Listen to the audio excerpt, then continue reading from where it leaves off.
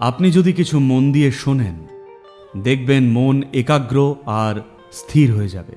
শোনা আর মন দিয়ে শোনা এক নয়। কান সবসময় এমনিই শোনে, আপনি চান বা নাই চান। শুধু শুনলে মনে চাপ সৃষ্টি হয়। মন দিয়ে শুনলে মন শান্ত হয়ে যায়। অস্তিত্বের প্রতিটা মুহূর্তে সব কিছুই কথা বলছে, মানুষ শুনতে পান না, শোনার ক্ষমতাই নেই। কারণ নিজের ভেতরে মাথার মধ্যে অনবরত অতিরিক্ত কথা চলছে। আর এই অনবরত কথা চলার বিপদ হল, অনেক মূর্খই এখন হঠাৎ করে শুনতে পাবে যে নারকেল গাছ তাদের কিছু একটা বলছে। এটাই বিপদ। তো মন দিয়ে শোনা মানে কল্পনা করা নয়। আপনি তখনই কিছু শুনতে পান যখন নিজে কিছু বলছেন না, তাই না?